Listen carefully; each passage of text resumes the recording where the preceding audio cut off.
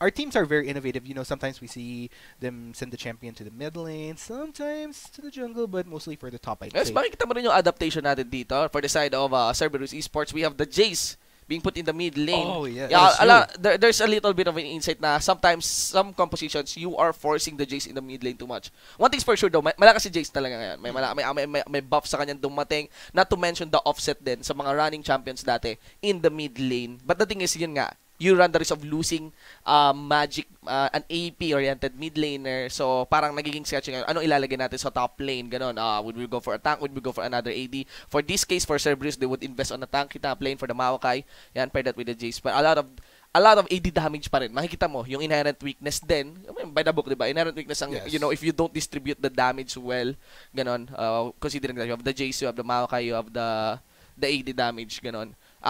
Dito naman, of course, may resurgence tayo ng Orianna. What are your insights yung pagbalik ng Orianna din, no? Well, you know what? The funny thing is, like, I've been going through a lot of information that's Mhm. on the net lately because a lot of people have been looking into this patch.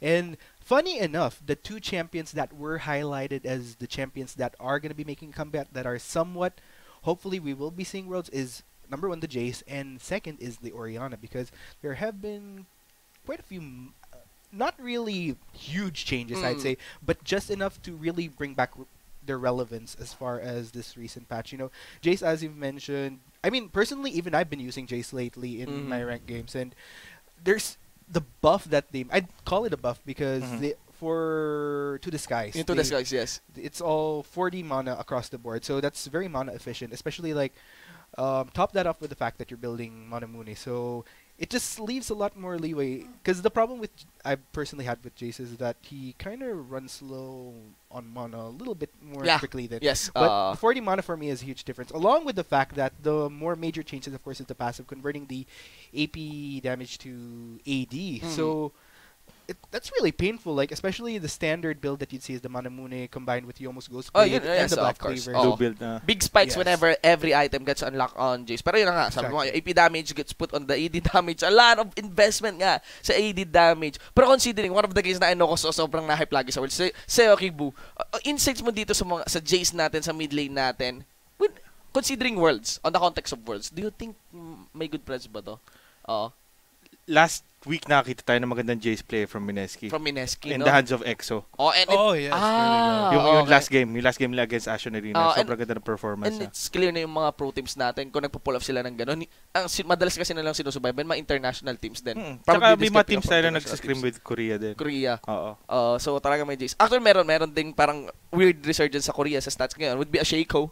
Yeah, that's true. Pero I'm not that confident. I'm not that confident about Shaco considering the worlds, considering yung mga competitive play natin kasi he mix quite awkward sa ibang mga compositions ngayon na uso. Kasi hindi na champions ngayon eh. Hindi na champions yung tinitingnan lagi natin ngayon. I think back at starting season 3 yata. It's always the comp. It's always the parang ano yung powerful na composition. Tapos saka mo lang makikita ko ano yung influence ng kada champion, whether it gets pop or it gets nerf. Now going back sa composition natin dito, there's a lot of AD damage investment pagdating sa Cerberus. Pero makikita naman natin sa side doon ng Gamers Hub with the Orianna mid though. They're picking up a very aggressive jungle Lee Sin. They also have the Vayne.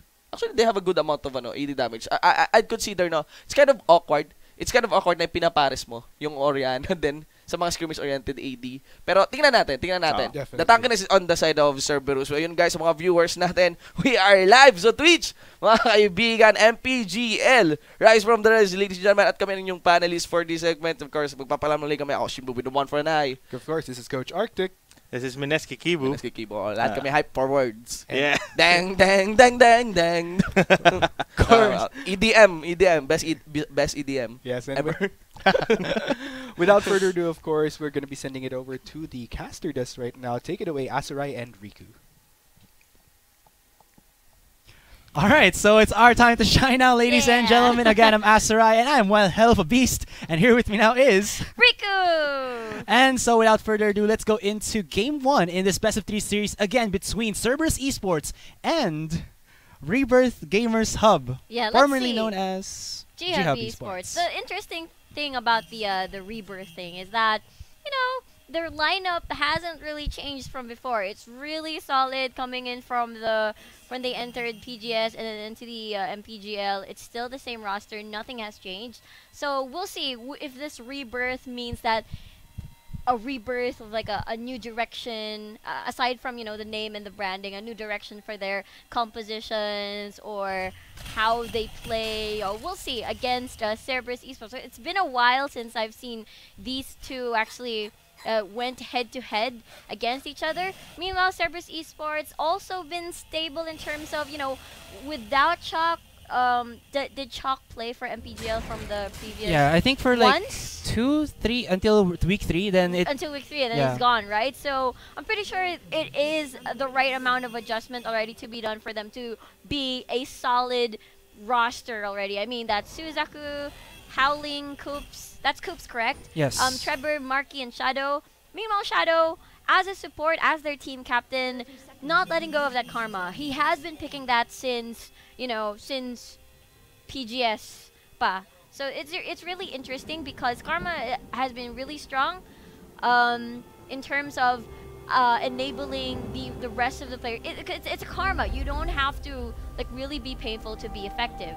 Anyway, let's do the rundown before we talk about the team compositions. Anyway, on the blue side, we've got Cerberus eSports. In the top lane, we've got Suzaku with the Maokai. In the jungle, we've got with the Jace.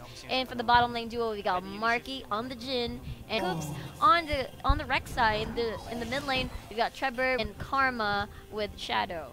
And of course, on the red team, we'll be having Rebirth Gamers Hub with Cool in the top lane on the Olaf. Jungle is going to be Jaja with the Lee Sin. Mid lane, Toxic playing on the Orianna. And in the bottom lane duo will be Kinzon on the Vayne. And his support will be Zhao on the Janna. Yeah, Cool has a history of already picking the Olaf at the previous games.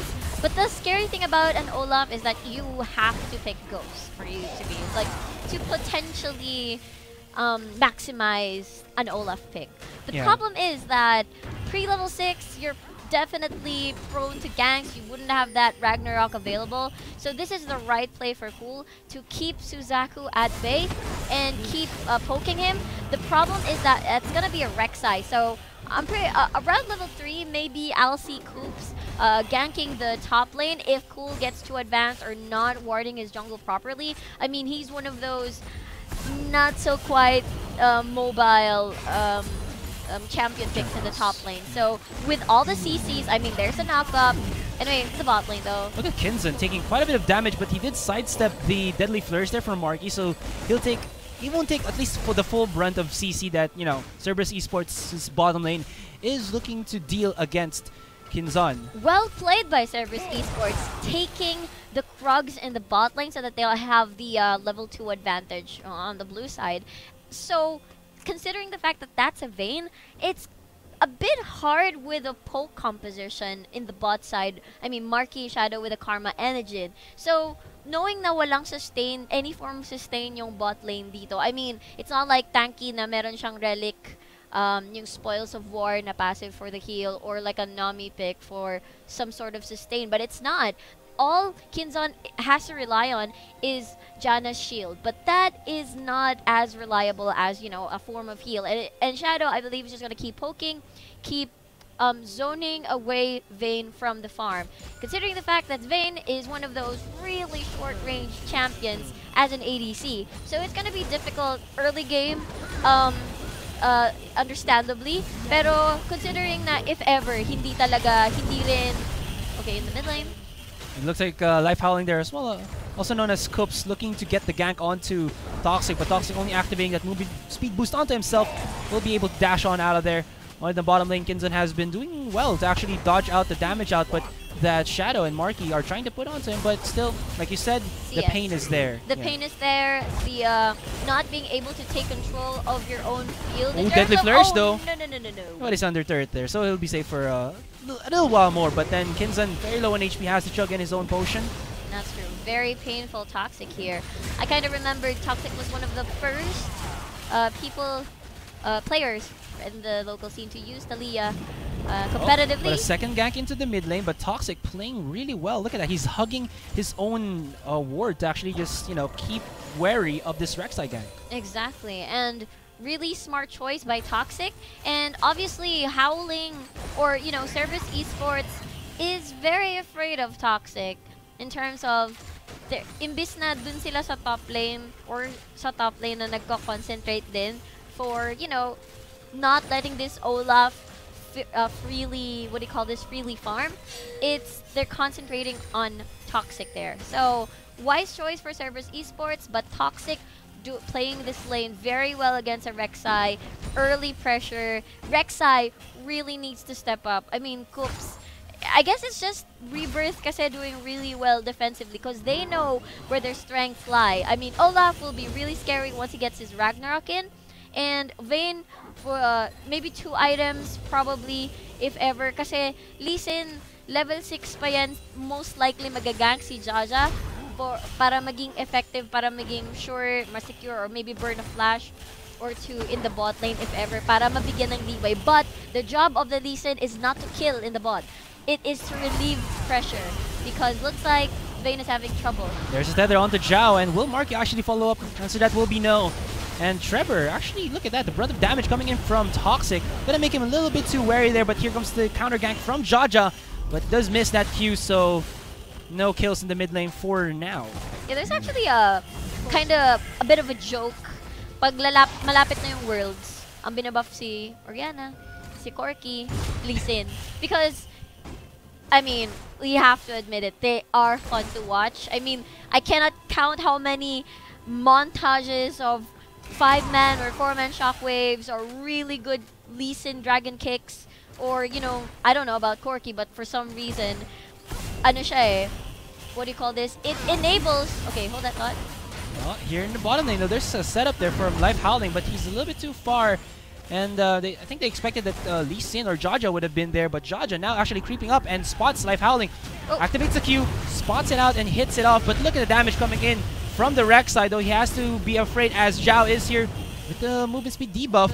But Shadow in the bottom lane is going to be able to at least set something up. Kinzen here in a 2v1. And he'll be able to just back off from that one. In the top lane, actually, there was a kill by Suzaku, activating his own ultimate and getting the kill onto Cool, even while the Ragnarok was still activated onto the Olaf. Well played by Suzaku. I mean, Suzaku, one of the really talented mechanically and, micro-wise talaga si Suzaku here in the Philippines. And I kind of miss his Malphite, Yeah. Because it's really game-breaking, setting it for what do you call this, for his own team. But then Maokai works as well later on in the fight. But 1v1 Maokai and Olaf. Hashtag Daigo days. Hashtag Daigo days. That's true. Yeah. Oh my. I think also the reason how he won that was because Cool felt that he had enough resistances. But then we do have to double Doran. Yeah, we do have to remember that.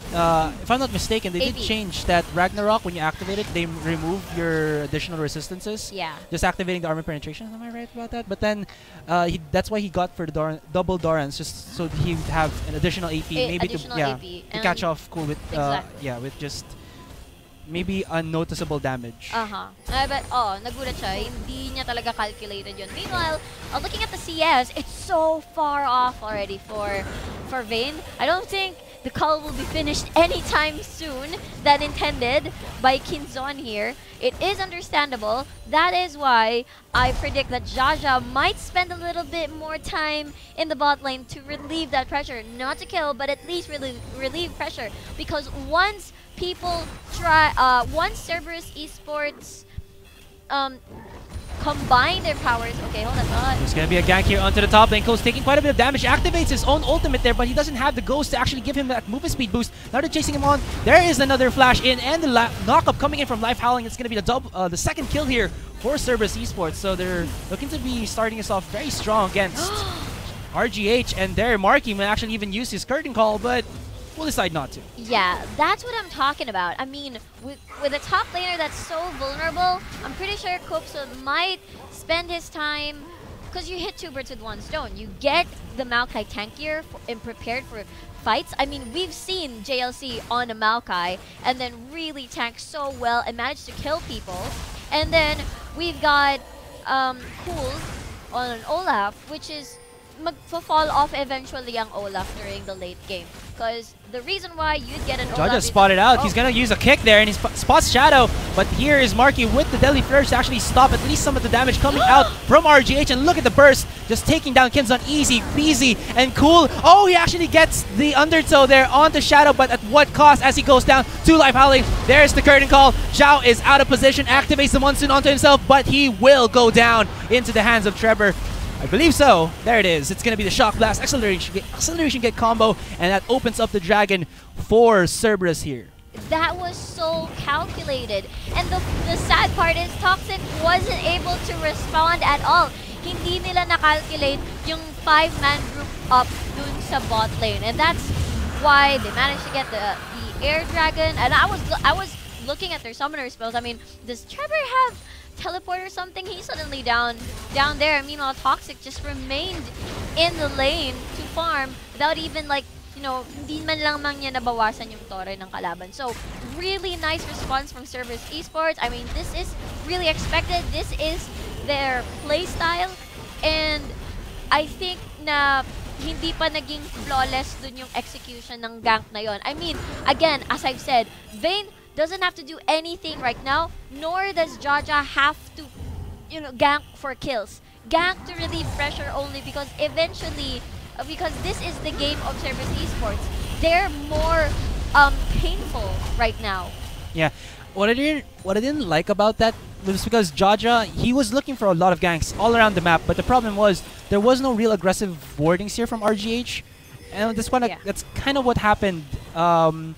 They felt like they had to make something for Kinzon because he's way down already in terms of the CS. Look at that, 84 to 61, and 4 assists for Marky here. He's doing all the damage that he can. They kind of forced it in, but then there's this pink ward right here that Jaja just bypassed, and then everyone from Cerberus already knew that Jaja was there. They saw the teleport coming in. They knew the Toxic was still in mid lane, so they felt very comfortable with it. And if Toxic actually came in from the river side and tried to make something, he would have been separated from his team.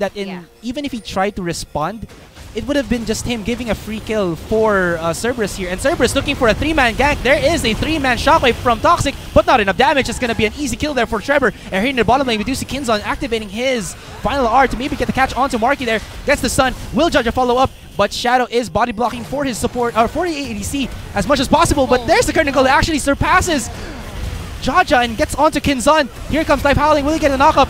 Nice Life Howling Gale as well as the Monsoon there to push them off.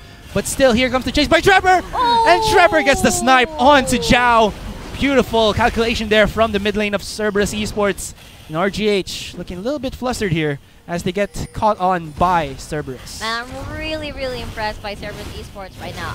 And as you were casting, and I just realized that if Cerberus wins this series, then it's gonna be another like sister team matchup again. I know, thanks. The question is, okay, Mineski is already waiting in the finals, right? Yes. So is it gonna be Cerberus Esports trying to relive, kung sila sa finals, relive MTGL 7 finals?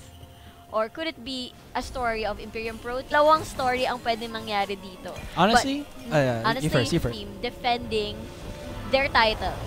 Ganun lang yun. Wala lang. I'm saying, or if it's Rebirth going into, you know, facing Imperium Pro team, then it's Rebirth, you know, trying to prove what they really have dito sa kanilang bagong branding, or, you know, proving a point na, you know, solid roster. Yeah. We're still here. Rebirth was the first team to actually beat IPT during PGS, right? I think, or one of the teams that was able to beat IPT. Following that from MPGL was Asian Arena. So, you know, at least they proved that IPT is not the gods that we thought that they were. Yeah, they're easy to beat. They're not easy to beat, but they are, you know, they can be beaten. They can be beaten. Now, it's like either of these teams I would really want to win because one of them can actually beat. One of them has beaten IPT, and then the other one a sister team that, well, even if you call it sister team, even if it's said like it's kind of biased because, well, magka-sister team sila, so either win is actually okay. But no, this Cerberus side has always been looking to get the upper hand against IPT. So they're just looking, you know, out for blood. They're looking for as much leeway as possible to be able to have an upper hand against IPT. But right now they're facing each other, and looks like Toxic's gonna get caught out here. Yeah, looks like it. And wala naman nangyari then they immediately disengage, mainly because they're not ready for that fight, because it's a vain thing. You cannot do anything. If you want to engage, you will just get rooted. There's a two-man shockwave, and look at the damage onto Shadow! Oh, he has to flash away as the Undertow gonna make it a little bit scary there for the side of Cerberus eSports, but they get the double kill as Marky just plops out the members of RGH. There's another backstab coming in from Kinzon here, and it takes the kill onto Marky. Looks to follow up onto Life Howling here. Is very low in HP. One more auto attack gets the double kill there, and it's gonna get a 2-4-3 exchange. Gonna be in favor of RGH. There did not actually spot out Kinzon. Nice. Oh my god, Trevor. Timing from him, but damn, Trevor sniping out Zhao for the second time. Trevor taking consolation prizes. It was supposed to be in favor of Rebirth already, but because of the kill onto the support, it was a 3-for-3. And the scary thing about having a Vayne in your comp with a Maokai on the opposite side is that there's so many lockdowns. You're so vulnerable. The Janna will definitely not be enough. Okay, the Orianna is there, pero with once you get locked down, it's gonna be difficult. So what Vayne did, which is really smart, is to stay off the radar of Suzaku so that Suzaku's cooldowns will not be used, will be used on a different target instead, which has more chances of survivability, which would mean that would be an Orianna, that would be, you know, all of the other members of the team. So that was a very smart cleanup. But then, kasi hindi naman sila magkukulang sa damage, you do have the Olaf on your side.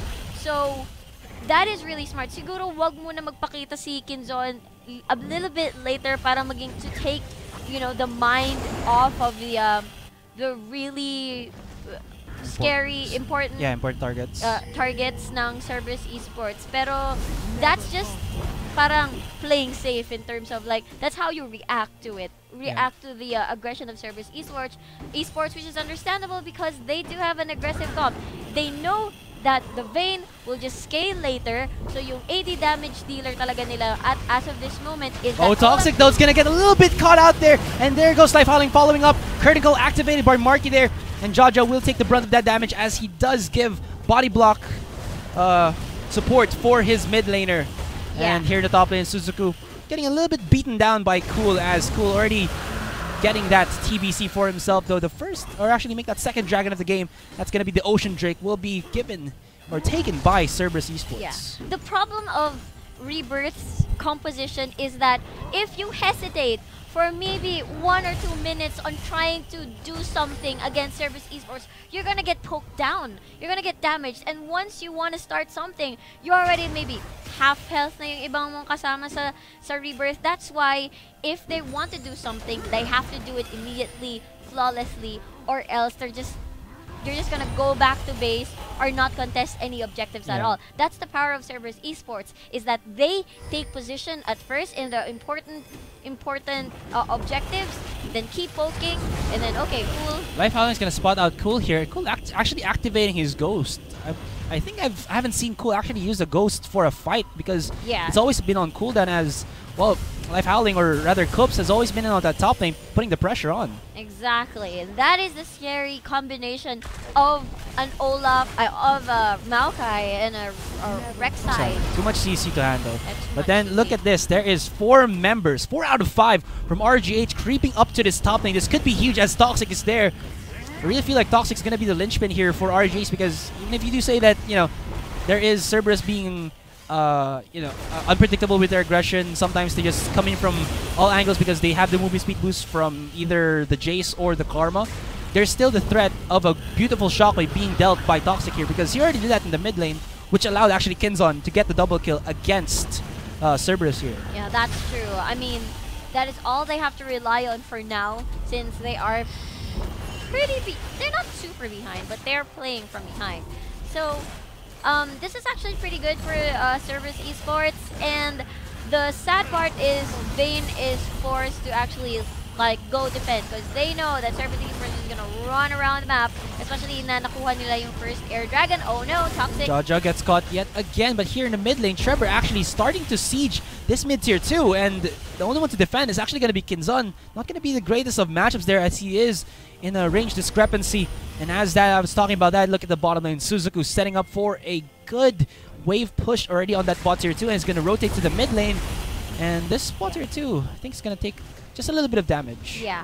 the other sort of sad part about the comp of RGH is their only form of wave clear is the Orianna. So if Cerberus eSports tries to pressure all 3 lanes and then sends the Vayne Who's going in? Activates the Ragnarok. Hits a 2-man undertow, but Toxic misses the shockwave. That's not gonna be good. But kill underturn going on to Marky. Marky super low, and even with the reckless swing, gets to execute onto the ADC. He's very low in HP, but there is a Prey Seeker just being wanted to be pushed out by Life Howling. Yeah. He gets the kill, but still cool with 2 kills for himself, even with the whiffed shockwave there coming out of Toxic.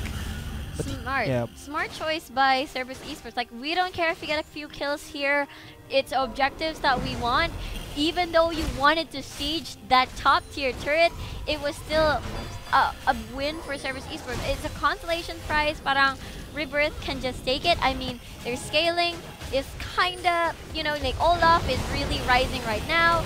Orianna mid-game. And meanwhile for Kinzon, mamaya pa. So static shiv first, because of, you know, trying to make up for the lack of wave clear and trying to catch up in CS, which he already did. 137 versus 138, which is smart in terms of adjusting to their comp and trying to make up for the loss of what RGH lacks currently.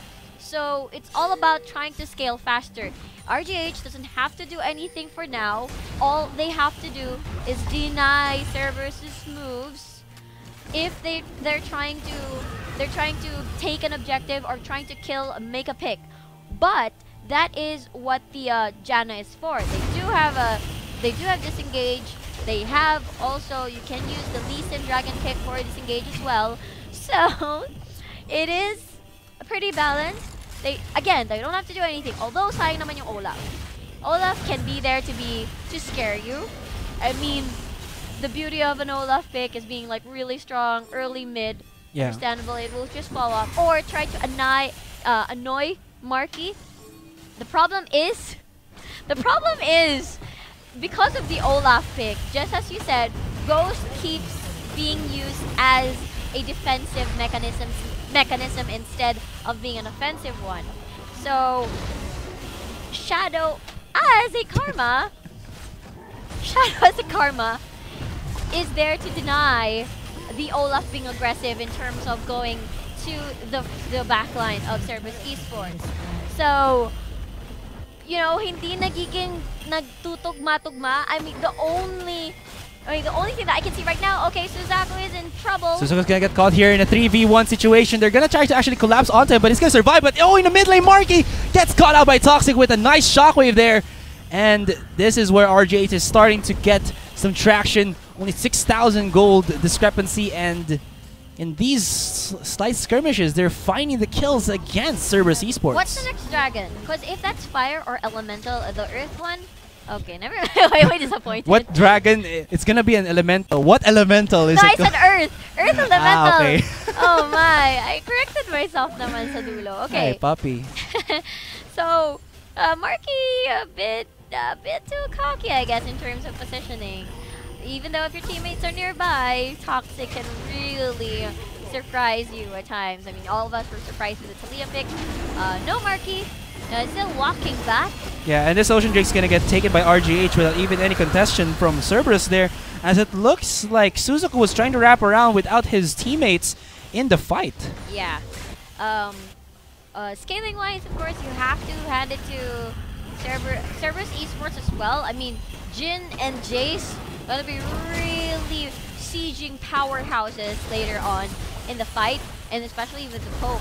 So once late game comes, I mean, there is still a possibility. There is the possibility pa rin of Rebirth taking this game if, you know, Vayne gets all the necessary items, becomes powerful, because, you know, Orianna will become one of that utility to power up the hyper carry.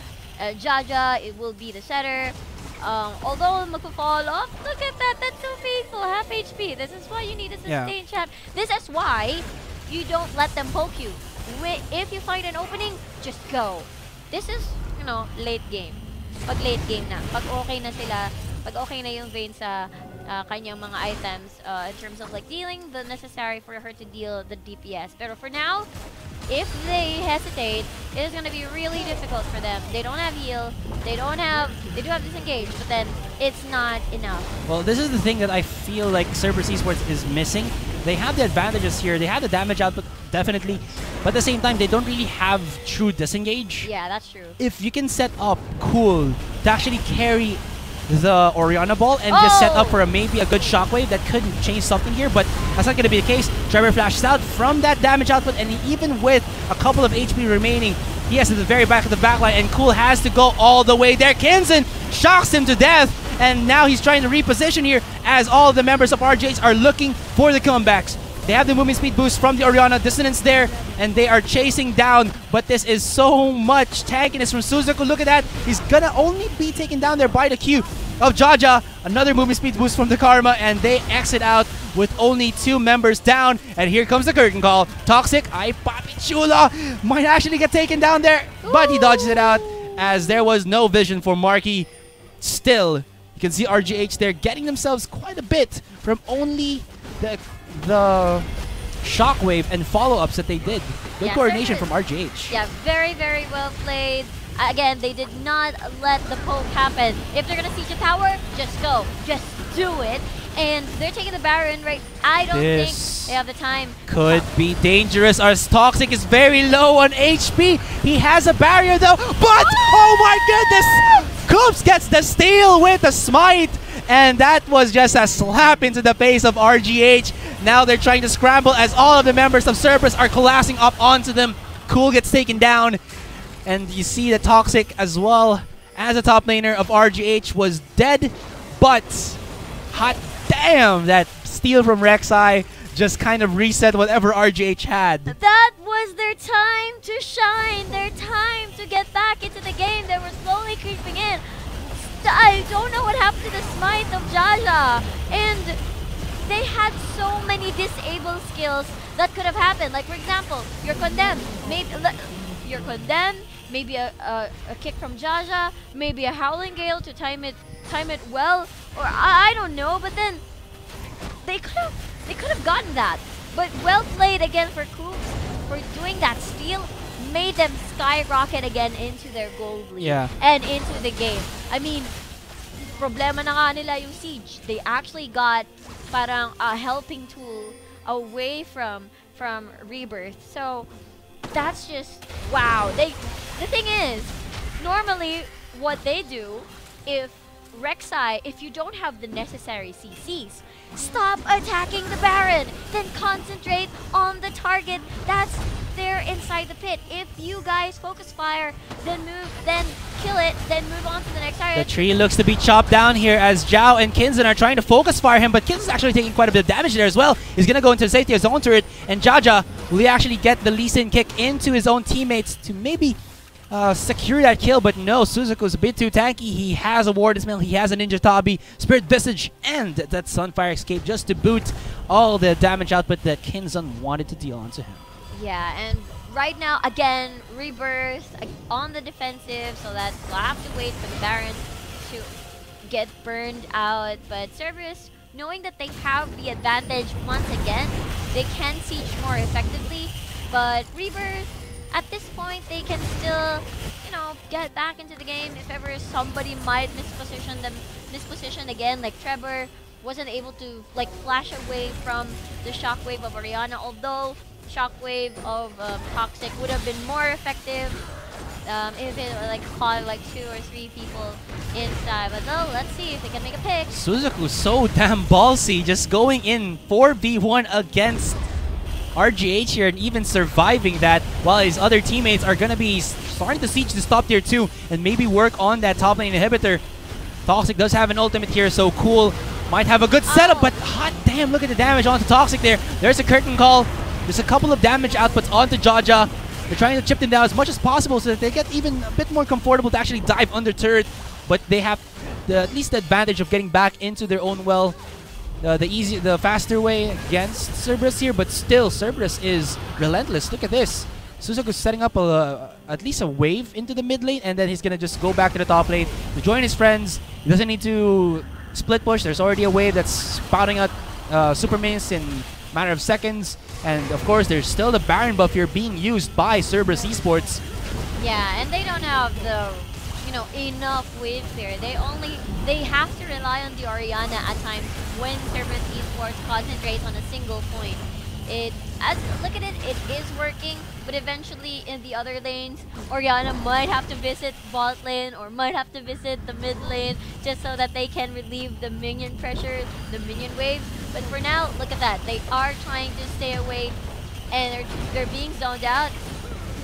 Jaja is looking for the Lee Sin kick, but can he do so? Only gets a knock up onto Trevor there, but there is a 3-man shockwave coming out from Toxic. Now this is pure pandemonium here, but Skinson is still alive. He's getting the auto attacks off. He gets the 1 kill, actually make that a double. Looking onto Suzuki here, look at the shred coming out from Kinzon. The true tank killer. The Vayne is still alive, and Zhao even ballsy enough to actually zone out Marky as well as Shadow, and that was a clash that RGH was looking for. Now that's what I'm talking about. That you don't really have to wait. Don't have to wait for the folks to come in from Cerberus eSports. You make things happen.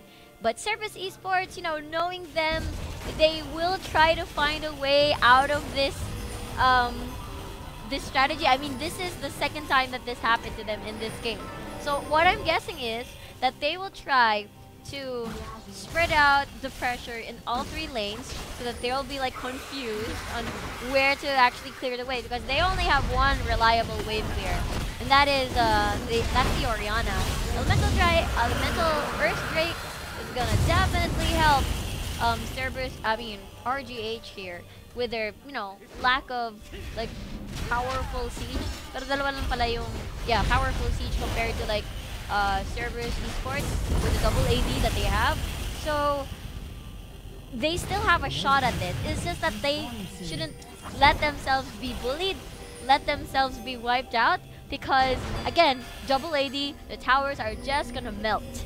Yeah, they have to respect that Kinzon is starting to ramp up in terms of damage. You saw there that the 1 zap from the static shiv along with maybe I think like an Infinity Edge critical hit just immediately took down Trevor with what, 140 HP remaining. That was a lot of damage already being spotted out by Kinzon. But at the same time, they still have to respect CRB, because CRB have a 9,000 gold lead. Even if RG or Rebirth Gamers Hub can actually find a clash, if they whiff some of their ultimates, their vital ultimates, this could be the fight that Cerberus are looking for. Look at this, all of them are taken down, but Zhao goes in with the flash as well as the Monsoon. But here comes Suzuku. The tank has been unleashed, and he goes in on the Jaja, but then Jaja kicks him. Does not getting any knock up onto the teammates of Suzuku there.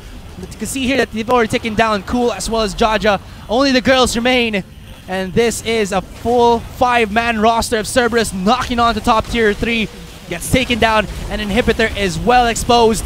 Life Howling goes in, but that's pushed out by Kinzon there. But the only thing that RGH can do here is just dip themselves into the waters of Cerberus. But if they go a little too deep, they might just drown. It's so weird. I mean, why they... Oh, he flashes in. Kinzon say goodbye to this world. Shut down from Trevor.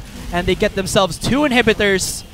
And the Baron has respawned. This could not be a worse time for RGH to lose 2 inhibitors and then fight for their bot tier 3 with a possible Baron up Cerberus if they do go back. But there is a double shockwave coming out from Toxic. Here comes the re-engage from RGH. They get the kill onto Trevor. That's good enough. Focuses onto Life Howling there, but Zhao gets caught with the Deadly Flourish coming out of Marky. And at least they get themselves a kill onto Trevor, but Marky is still a threat. 6-3 and 10. Dustblade of Drakthar, Yanmu's Ghostblade, and that bot tier 3 is no more. All RGH had to do was wait for Cerberus eSports to become aggressive, because if you go first, of course, Cerberus would be alert that they want to start something. But if they allow them to at least reach at least the tower, they know, of course, they wanted to set their own zone kasi konti na lang yung HP. So if they wait a little bit, but it was a bit too far eh. That's the problem. So aside from that mistake, they were so eager to start something that Toxic missed his shockwave. If an enemy senses that this person wants to start something, they're gonna keep distance, and repositioning is a karma strength because of the at this point, sobrang low cooldown na ng Inya, for sure. Yeah. So that they can actually, circle around, stay in the area, but not too close for, any sort of initiates like, Jaja or Toxic.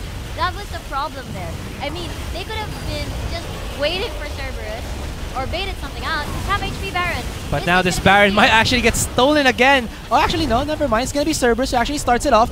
But under 3,000 HP, they're just baiting for Jaja to go in, and they can do this all day long because you know what? Suzuku is damn tanky, and they only get the shockwave onto Suzuku in Life Howling. There's not a lot of damage there coming out from the ultimate of the Orianna, and Cool very low in HP. Jaja has to take all the brunt from that curtain call. What was that burst coming in from the Jhin? Oh, yeah, humanity. Trevor goes in and snipes out Kinzon. This is disaster striking Rebirth Gamers Hub. Toxic's trying to run away, but Marky's not gonna let you. It's High Noon Jhin right there, spot on with the revolver, and takes down the last remaining member of RGH. No, it's gonna be Cool, but still, can he defend against all of these members of Cerberus? That's gonna be the no, and Nexus to follow through. And ladies and gentlemen, game 1 is in the hands of Cerberus eSports, starting off strong in this best of 3 series against Rebirth Gamers Hub. So there we go, starting off as strong as they can. 7-3-9 for